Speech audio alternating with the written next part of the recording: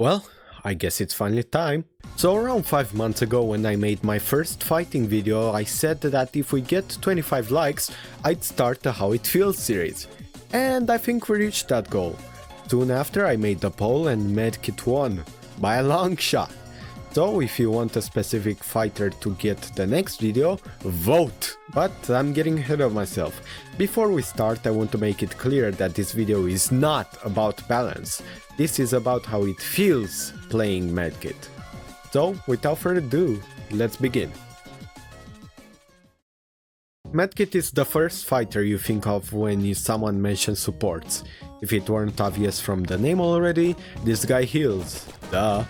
He does so by shooting his allies, and he is quite good at it. But don't think this guy is all about healing. He's a hybrid, meaning he does well in both dealing damage and healing. But for that, I think we should look into his kit. Starting off, we got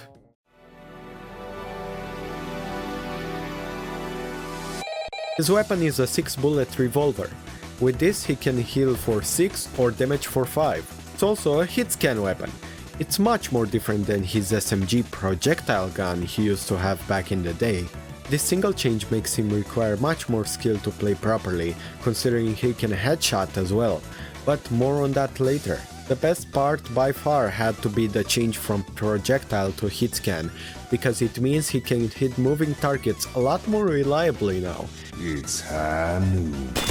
One downside, however, is he doesn't shoot the fastest, so that's why we have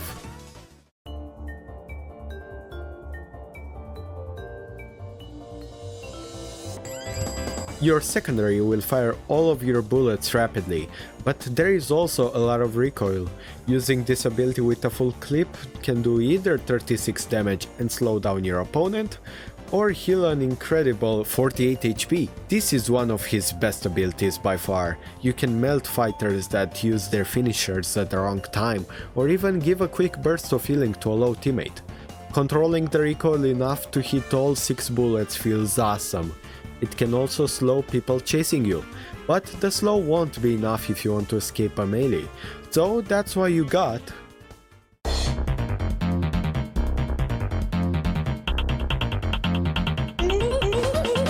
your Q ability allows you to teleport to a nearby teammate, dealing damage around them and healing a little in the process. The damage from this ability isn't much, but seeing your melee chase a low enemy and being like, but remember, you are a support. You are a walking target for the enemy. If they don't kill you, then they kinda lose. So it's best to save this ability as a getaway option, especially from melees. Warning, biografts do not count. They will still kill you. Keep in mind that you need line of sight when teleporting. You are not Kiriko. But if you want to do a Kiriko impression, you also got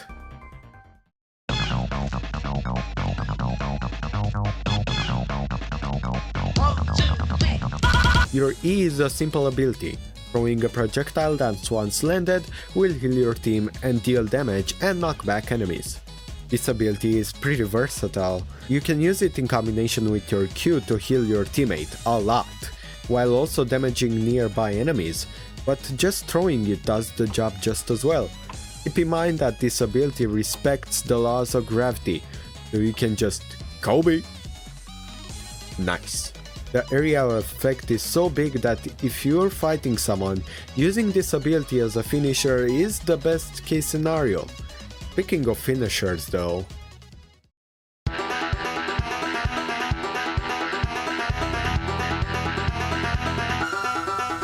your finisher will heal you and nearby allies for a lot of HP, and revive dead team members with 75 HP. The finisher also has some good range, so you don't gotta stand too close. Many people use this ability for the revive and don't use it often, but I highly suggest thinking of the heal more. The revive is not worth it in Annihilate, because reviving will not revert the enemy's score, but it just might increase it. If you do go for the revive though, keep in mind the window to revive is really small due to how quick you respawn. If you wait 4 seconds after someone dies, you will not revive them. which makes Medkit's badge pretty hard to obtain. And no, I don't have it. And well, those are the abilities. Or are they? Remember how I told you about headshotting? Well, there is one more ability, that being... every single time you hit a headshot, you and your teammate with the lowest HP get healed.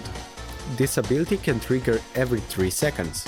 I'm saying this is the best ability because it not only heals you and keeps you alive, but it also heals the biggest priority in healing at the moment, your teammate with the lowest HP. And hey, if it happens for the whole team to have good HP, that's even more health for you. Man, the person saying harming others doesn't heal anyone must feel very stupid right now.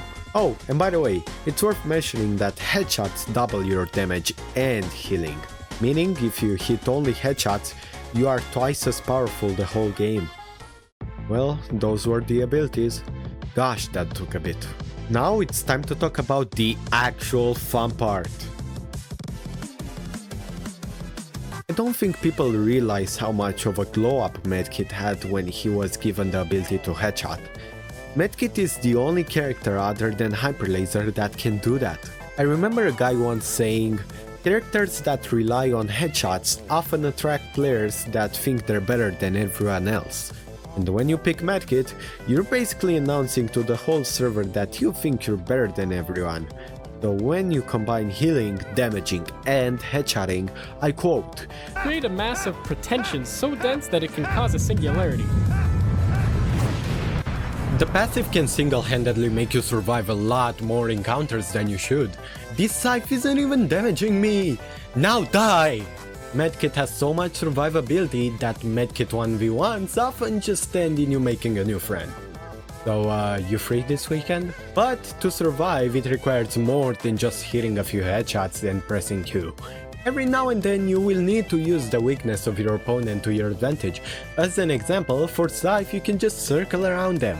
That way you throw off their aim to survive for way longer than you should. It's also great when enemies just rush you thinking you're defenseless, but they forget one thing. I win! I always win.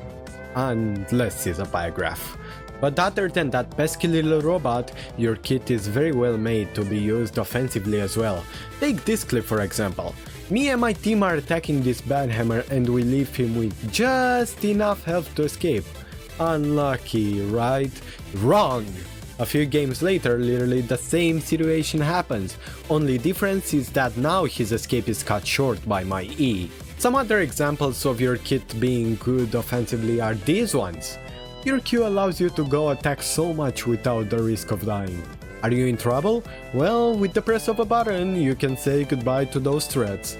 Not even close, right guys? And that's how it feels to play Med. You forgot something. What do you mean I'm forgetting something? Talk about the healing. Oh, right, I'm playing a support role. I gotta talk more about the healing part, shouldn't I?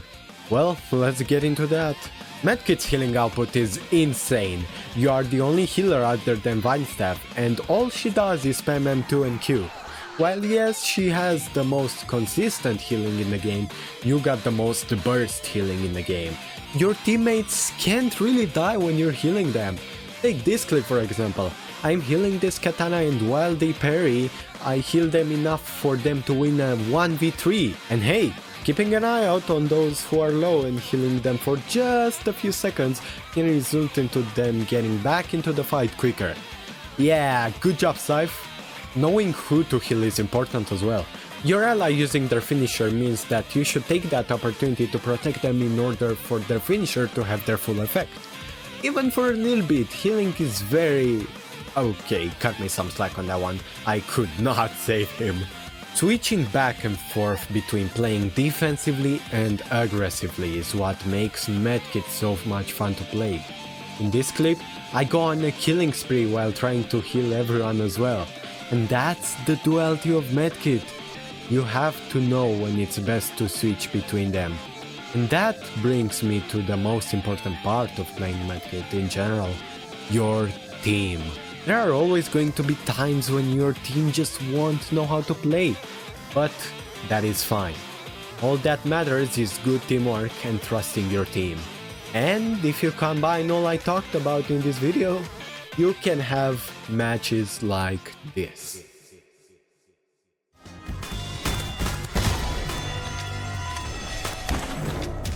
Get those robbers out of the bank, dead or alive!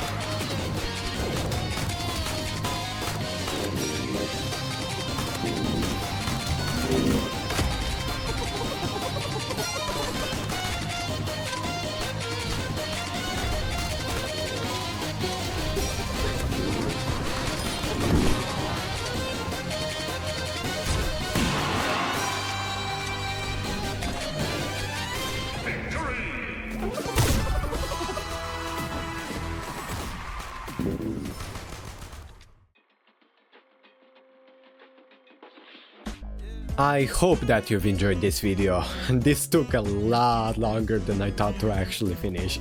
And the thing is that I still haven't talked about everything that I would have wanted. So if you'd ever love an extra video, let me know by leaving a comment below. I want to thank you for sticking all the way through the video, it means a lot. And hey, if you want to see more, YouTube actually says that you might enjoy the video on the left, so maybe we try that video as well? But with that, I hope you enjoyed the video and I hope to see you into the next one. Bye bye!